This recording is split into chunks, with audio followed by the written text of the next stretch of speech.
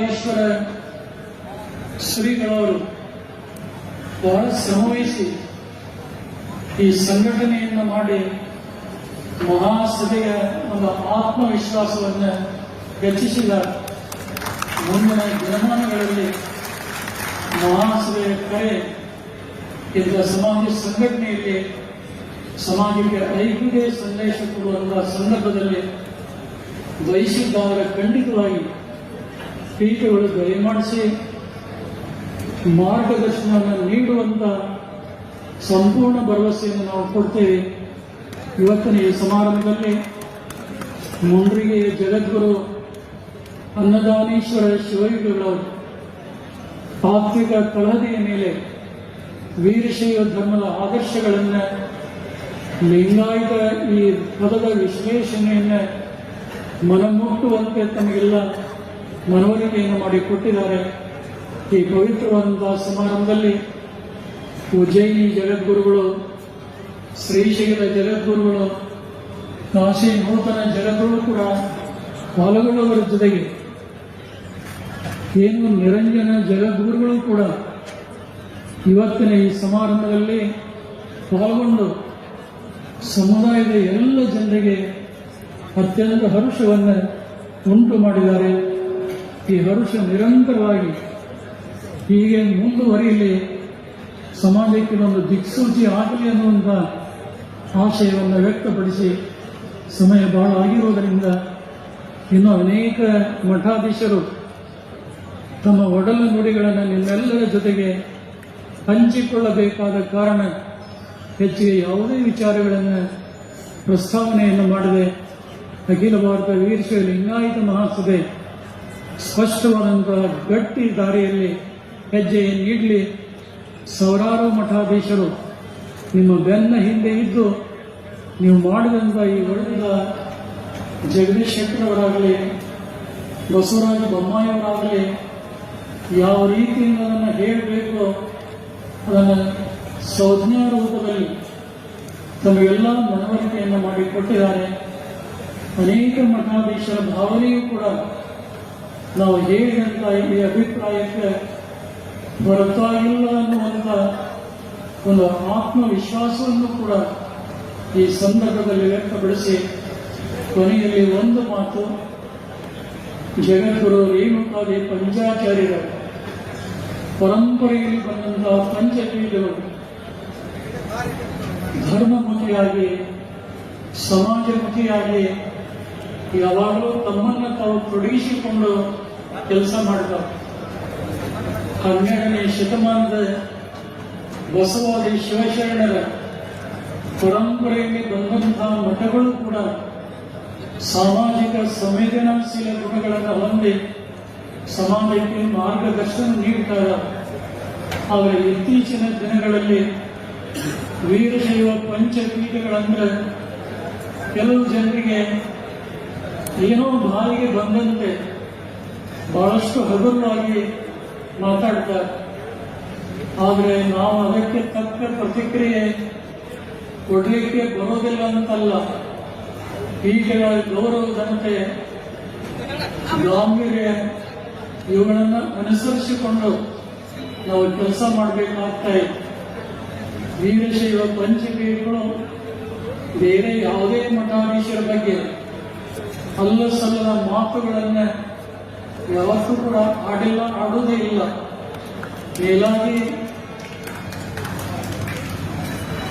ಜಗಜ್ಯೋತಿ ಬಸವೇಶ್ವರರು ಈ ಧರ್ಮಕ್ಕೆ ಕೊಟ್ಟು ಹೋದಂತಹ ಕೊಡುಗೆಯನ್ನು ಪಂಚಪೀಠ ಜಗದ್ಗುರುಗಳು ಮುಕ್ತ ಮನಸ್ಸಿನಿಂದ ಭಾವ ತುಂಬಿ ಸಮಾಜಕ್ಕೆ ಸಮನ್ವಯದ ಸಂದೇಶವನ್ನು ನಾವು ಕೊಡ್ತೇವೆ. ಆದರೆ ಪಂಚಪೀಠಗಳು ಕೊಡುವಂಥ ರೀತಿಯಲ್ಲಿ ಇನ್ನುಳಿದಂತಹ ಮಠಾಧೀಶರು ತಪ್ಪಿನೂ ಕೂಡ ಜಗದ್ಗುರು ರೇಣುಕಾದಿ ಪಂಚಾಚಾರ್ಯರ ಒಂದು ಹೆಸರನ್ನು ಕೂಡ ಹೇಳಲಾರದಷ್ಟು ದೇಶವನ್ನು ಸಾಧಿಸುವಂತವರನ್ನು ಕೂಡ ಕಾಣಬೇಕು. ಜೀವ ಶ್ರೀ ರೇಣುಕಾಚಾರ್ಯ ಶಿವಾಚಾರ್ಯ ಶಿಖಾಮಣಿ यो वीरशैव सिद्धान्तं स्थापयामास भूतले ಬೆಟ್ಟವೋ ನಿನ್ನದೇ ಬಯಲು ನಿನ್ನದೇ ಹಬ್ಬಲಿ ಎಲ್ಲೆಡೆ ಪ್ರೀತಿ ಹಬ್ಬಲಿ ಎಲ್ಲೆಡೆ ಪ್ರೀತಿ ನೆರಳು ಬಿಸಿಲು ಎಲ್ಲವೂ ನಿನ್ನದೇ ನೆಲೆಸಲಿ ಎಲ್ಲೆಡೆ ಶಾಂತಿ ನೆಲೆಸಲಿ ಎಲ್ಲೆಡೆ ಶಾಂತಿ. ಹುಬ್ಬಳ್ಳಿ ಮಹಾನಗರದಲ್ಲಿ ಅಖಿಲ ಭಾರತ ವೀರಶೈವ ಲಿಂಗಾಯತ ಮಹಾಸಭೆಯ ಆಶ್ರಯದಲ್ಲಿ ಸಂಯೋಜಿಸಿದಂಥ ವೀರಶೈವ ಲಿಂಗಾಯತ ಏಕತಾ ಸಮಾವೇಶದಲ್ಲಿ ಪಾಲ್ಗೊಂಡಿರುವ ಎಲ್ಲ ಗೌರವಾನ್ವಿತ ಮಠಾಧೀಶರೇ, ರಾಜಕೀಯ ಧುರೀಣರೇ, ಸಮಾಜದ ಗಣ್ಯರೇ, ಕಾರ್ಯಕ್ರಮದ ಸಂಘಟಕರೇ, ಸುದ್ದಿ ಮಾಧ್ಯಮದ ಎಲ್ಲ ಪ್ರತಿನಿಧಿಗಳವರೇ, ಸಮಾರಂಭದಲ್ಲಿ ಪಾಲ್ಗೊಂಡಿರುವ ಶ್ರದ್ಧಾವಂತ ಧರ್ಮಾಭಿಮಾನಿಗಳೇ, ತಾಯಂದಿರೇ ಮತ್ತು ಮಕ್ಕಳೇ, ಅಖಿಲ ಭಾರತ ವೀರಶೈವ ಲಿಂಗಾಯತ ಮಹಾಸಭೆಯ ಚಾರಿತ್ರಿಕ ಇತಿಹಾಸದಲ್ಲಿ ಇವತ್ತಿನ ಈ ದಿನವನ್ನು ಸುವರ್ಣಾಕ್ಷರಗಳಿಂದ ಬರೆದಿಡುವಂತಹ ದಿನವನ್ನಾಗಿ ಮಾಡಿದೆ. ಅಖಿಲ ಭಾರತ ವೀರಶೈವ ಲಿಂಗಾಯತ ಮಹಾಸಭಾ ವೀರಶೈವ ಧರ್ಮದ ಎಲ್ಲ ಒಳಪಂಗಡಗಳನ್ನು ಒಂದು ಸೂತ್ರದಡಿಯಲ್ಲಿ ತಂದು ಈ ಸಮಾಜಕ್ಕೆ ಒಂದು ಬಹುದೊಡ್ಡ ಶಕ್ತಿಯನ್ನು ತಂದು ಕೊಡುವ ಗಟ್ಟಿ ನಿರ್ಧಾರ ಏನು ಮಾಡಿದೆ ಅದನ್ನು ಇಲ್ಲಿ ಆಗಮಿಸಿದಂಥ ಎಲ್ಲ ಮಠಾಧೀಶರು ಹೃದಯ ತುಂಬಿ ಭಾವ ತುಂಬಿ ನಾವೆಲ್ಲ ಸ್ವಾಗತವನ್ನು ಮಾಡ್ತಾ ಇದ್ದೇವೆ. ಅಖಿಲ ಭಾರತ ವೀರಶೈವ ಲಿಂಗಾಯತ ಮಹಾಸಭೆ ಯಾವ್ಯಾವ ಸಂದರ್ಭದಲ್ಲಿ ಸಮಾಜದ ಐಕ್ಯತೆಗಾಗಿ, ಸಾಮರಸ್ಯ ಸಂದೇಶಕ್ಕಾಗಿ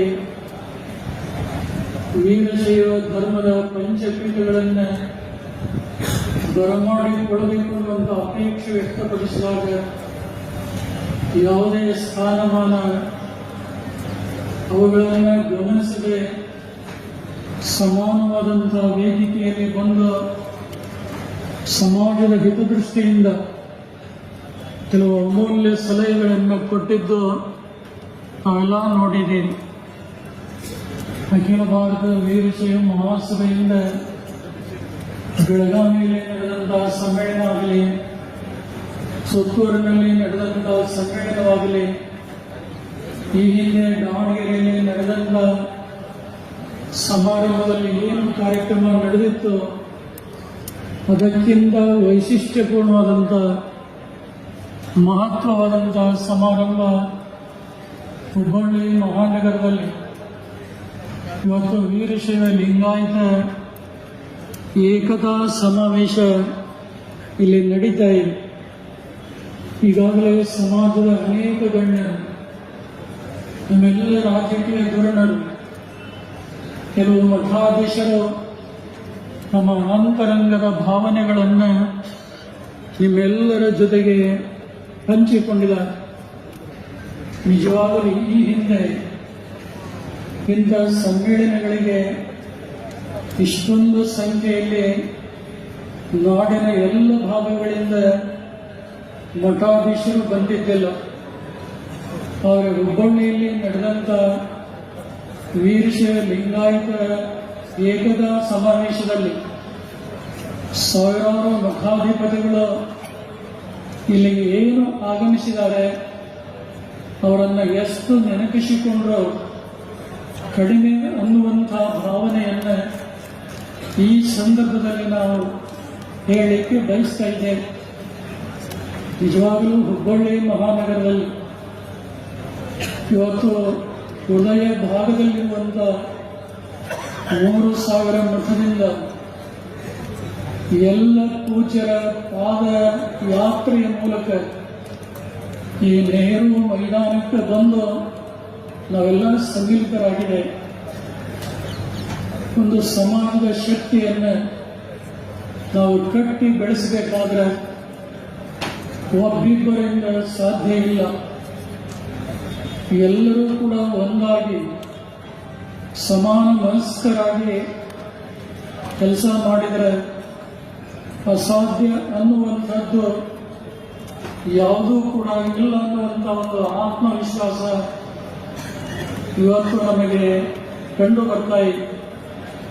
ಬಹುಶಃ ಈ ಸಂದರ್ಭದಲ್ಲಿ ಆಗಮಿಸಿದಂಥ ಎಲ್ಲ ಮಠಾಧೀಶರು ಅವರೆಲ್ಲ ಧ್ವನಿಯೂ ಕೂಡ ಒಂದೇ ಆಗಿದೆ ಹೊರತು ಬೇರೆ ಬೇರೆ ಅಲ್ಲ. ವೀರಶೈವ ಲಿಂಗಾಯತ ಇವೆರಡೂ ಒಂದೇ. ಇತ್ತೀಚೆಗೆ ಕೆಲವು ಜನರು ಒಡಕಿನ ಧ್ವನಿಯನ್ನು ಹುಟ್ಟು ಹಾಕಿದ ಹೊರತು ಇವು ಯಾವಾಗಲೂ ಒಂದಾಗಿ ಕೆಲಸ ಮಾಡಿದಂಥದ್ದನ್ನು ನಂಬಿದಂಥ ಭಕ್ತರಿಗೆ ಧಾರ್ಮಿಕ ಸಂಸ್ಕಾರಗಳನ್ನು ಸದ್ವಿಚಾರಗಳನ್ನು ಮನವರಿಕೆ ಮಾಡಿ ಸಮಾಜದಲ್ಲಿ ಭಾವೈಕ್ಯತೆಯ ಬೆಸುಗೆಯನ್ನು ಆಗ್ತಾ ಬಂದಿದ್ದು ತಾವೆಲ್ಲ ನೋಡಿದೆ. ವೀರಶೈವ ಲಿಂಗಾಯತ ಧರ್ಮ ಕೇವಲ ತಮ್ಮ ಮತಬಾಂಧವರಿಗಷ್ಟೇ ಅಲ್ಲ, ಬದುಕಿ ಬಾಳುವಂತಹ ಎಲ್ಲ ವರ್ಗದ ಜನರ ಹಿತಕ್ಕಾಗಿ ಅಮೂಲ್ಯವಾದ ಸಲಹೆಗಳನ್ನು ಮತ್ತು ಮಾರ್ಗದರ್ಶನವನ್ನು ಕೊಟ್ಟಂತ ಇತಿಹಾಸವನ್ನು ಕಾಣ್ತೇವೆ.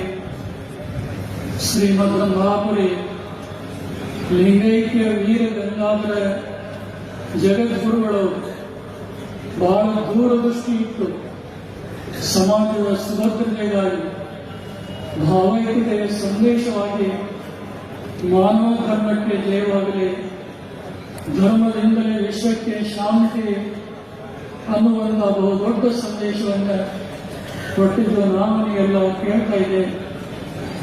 ಜಗದ್ಗುರು ರೇಣುಕಾಚಾರ್ಯ ಹೇಳಿದಂಥ ವಿಚಾರಧಾರೆಗಳು ಬೇರೆಯಲ್ಲ. 12ನೇ ಶತಮಾನದ ಬಸವಾದಿ ಶಿವಶರಣರು ಹೇಳಿದಂಥ ಅನುಭವದ ನುಡಿಗಳು ಬೇರೆ ಬೇರೆ ಆಗಿಲ್ಲ. ಇವುಗಳನ್ನು ತಿಳ್ಕೊಂಡು ಅವುಗಳನ್ನು ಅರಗಿಸಿಕೊಂಡು ನಡೆಯುವಂತಹ ದಾರಿಯಲ್ಲಿ ಸ್ವಲ್ಪ ಏರುಪೇರಾಗಿರ್ಬೋದು. ಮುಂದೆ ಹಾಗಾಗದಂತೆ ಎಚ್ಚರಿಕೆಯನ್ನು ವಹಿಸಿದರೆ ವೀರಶೈವ ಲಿಂಗಾಯತ ಸಮಾಜಕ್ಕೆ ಉಜ್ವಲವಾದಂತಹ ಭವಿಷ್ಯ ಇದೆ ಅನ್ನುವುದನ್ನು ನಾವು ಯಾರೂ ಕೂಡ ಮರೆಯುವಂತಿಲ್ಲ. ಇವತ್ತು ಬಹುಸಂಖ್ಯಾತರಾದಂಥ ಜನಸಮುದಾಯವನ್ನು ಇವತ್ತು ಯಾವ ರೀತಿಯಾಗಿ ಸಮಾಜವನ್ನು ಛಿದ್ರಗೊಳಿಸ್ತಾ ಇದ್ದಾರೆ ಅನ್ನುವಂಥದ್ದು ಪ್ರಜ್ಞಾವಂತರಾದಂಥ ತಮಗೆಲ್ಲ ತಿಳಿದಂಥ ಸಂಗತಿಯಾಗಿದೆ ಹೊರತು ಹೆಚ್ಚು ಹೇಳಲಿಕ್ಕೆ ಬಯಸೋದಿಲ್ಲ. ಇವತ್ತು ಈ ಭಾರತ ದೇಶದಲ್ಲಿ ಸಂವಿಧಾನದಲ್ಲಿ ಏನು 6 ಧರ್ಮಗಳಿಗೆ ಒಂದು ಮಾನ್ಯತೆಯನ್ನು ಕೊಟ್ಟಿದ್ದಾರೆ. ಇವತ್ತು ವೀರಶೈವ ಲಿಂಗಾಯತ ಇದು ಸ್ವತಂತ್ರ ಧರ್ಮವಾಗಬೇಕು ಅಂತೇಳಿ ಅಖಿಲ ಭಾರತ ವೀರಶೈವ ಮಹಾಸಭಾ ಬಹಳ ವರ್ಷಗಳಿಂದ ಪ್ರಯತ್ನ ಮಾಡ್ತಾ ಬಂದಿದೆ. ಅವರ ಪ್ರಯತ್ನ ನಾವೆಲ್ಲ ಮೆಚ್ಚಿಕೊಳ್ಳುವಂಥದ್ದು. ಆದರೆ ಆ ಪ್ರಯತ್ನವನ್ನು ಕೇಂದ್ರ ಸರ್ಕಾರ ಮಾನ್ಯತೆಯನ್ನು ಮಾಡಿಲ್ಲ. ಆದರೆ ಈ ಸದ್ಯ ಕರ್ನಾಟಕದಲ್ಲಿ ಶೈಕ್ಷಣಿಕ ಮತ್ತು ಸಾಮಾಜಿಕ ಸಮೀಕ್ಷೆಯ ಹಿನ್ನೆಲೆಯಲ್ಲಿ ಸಮಾಜದ ಜನ ಬಾಂಧವರಿಗೆ ಸ್ವಲ್ಪ ಗಲಿಬಿಲಿ ಆಗ್ತಾ ಇದೆ. ಸರ್ಕಾರ ಪ್ರಕಟಪಡಿಸಿದಂತ ಜಾತಿಗಳ ಪಟ್ಟಿಯನ್ನು ನೋಡಿದರೆ ಎದೆ ದಸಕ್ಕಂತ ಇದೆ. ಆ ಜಾತಿಗಳ ಹೆಸರುಗಳನ್ನೇ ಕೇಳಿಲ್ಲ. ಇವತ್ತು ಸಾವಿರಾರು ಸಂಖ್ಯೆಯಲ್ಲಿ ಹೊಸ ಜಾತಿಗಳು ಸೇರ್ಪಡೆಯಾಗಿರುವಂಥದ್ದು ಎಲ್ಲ ರಾಜಕಾರಣಿಗಳಿಗೆ ತಲೆಯನ್ನ ಬಿಸಿ ಮಾಡಿದೆ ಅಂತ ಹೇಳಿದ್ರೆ ತಪ್ಪಾಗಲಿಕ್ಕಿಲ್ಲ. ಮೇಲಾಗಿ ಅಖಂಡವಾದಂತ ಇನ್ನೂ